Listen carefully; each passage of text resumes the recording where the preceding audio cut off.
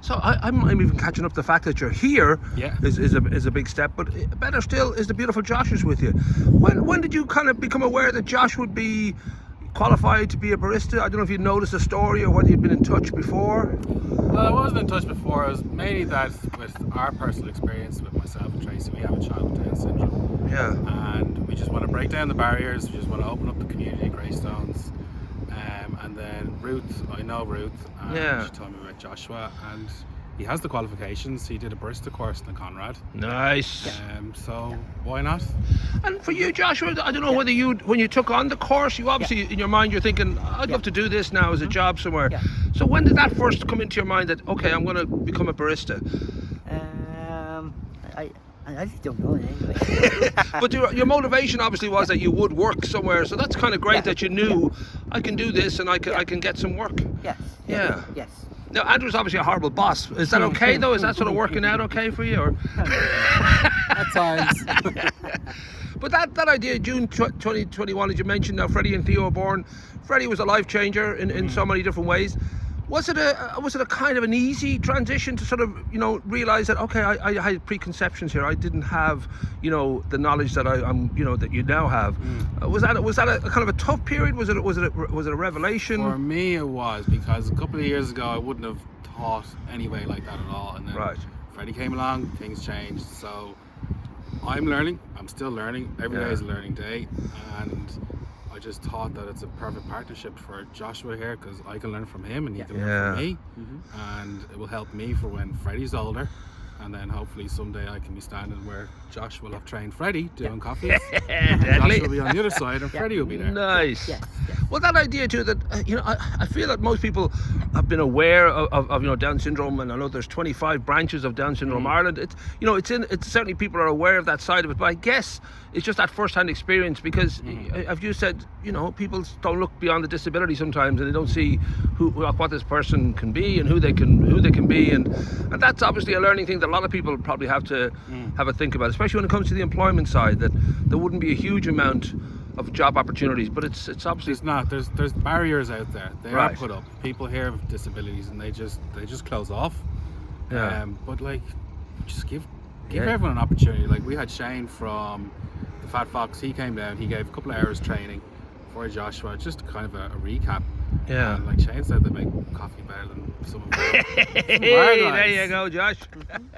But that does seem to be a growing kind of, recognition. I know that in Dunleary in the summer there's going to be, there's a cafe stroke kind of training school that's going to open up. So the signs are very good. I think people realize that, of course, everybody's got, skills. Everybody's got the potential to do anything they really want to do.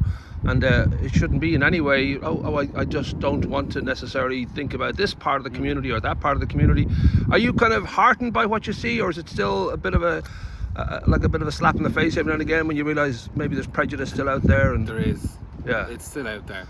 And it shouldn't be out there. Like, the barriers need to be taken down. Everyone needs to acknowledge everybody and know and make awareness. And Greystones is a small little town, and if we can start here to making as much as we can, I've managed to get 3 other cafes in Greystones to sign up with me. So I'll be talking to them in the near future, and I hope by the end of the summer that we can have a latte art competition. Joshua's definitely gonna win. A whole lot of love. There you go. Now for you, Josh, you always struck me as somebody very happy and very confident.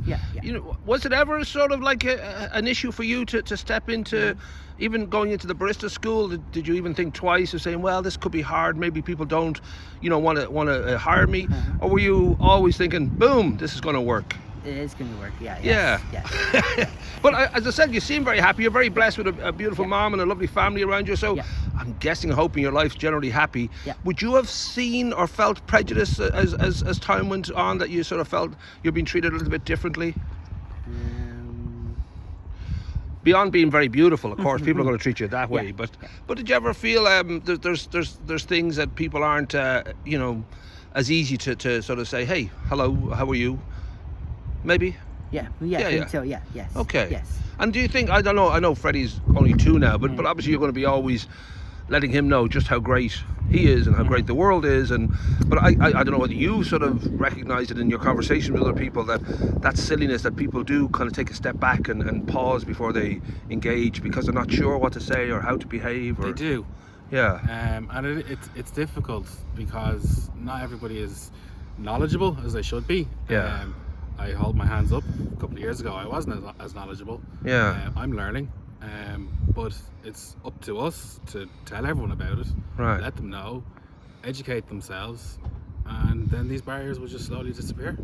And of course, you and Tracy, you don't sort of do these things lightly. You had that wonderful ball up in Glenview, 27,700 raised for Down syndrome. That side of you that seems to, you know, you're just not going to sit back and let these things kind of continue. You're going to do something about it. Was that a conversation you and Tracy had? Was it just something that you both naturally felt and said, we should do things for Freddie and for... It was Tracy was the forefront of that. Right.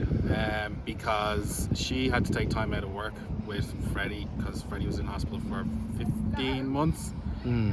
So she's now slowly coming back to the workforce. Not the workforce, slowly coming back to her business. Yes.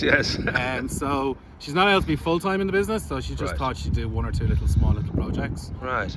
So the ball, that was quite big. So she did that. That went brilliantly. So I know she's got one or two other little things up her sleeve at the minute. But yeah, no, it's all good. Nice. We should sort of wrap up. I mean, I don't know whether you've had any regrets or any kind of second thoughts about hiring one of the Sperlings. It all worked out. It was okay because you have to sort of think, well. I think everyone knows the Sperlings are very well institutionalised in Greystones. They know what they're doing. They do. Well done, Josh, too. That was a huge thing now. I know January, Conrad Hotel. Yeah. How did you feel? I don't know whether it was, kind of, I'm sure it was kind of a wonderful, wonderful feeling to have studied and actually got your cert. Yeah. So you can make beautiful coffees now. Yes, you can. Yeah. Rock and roll.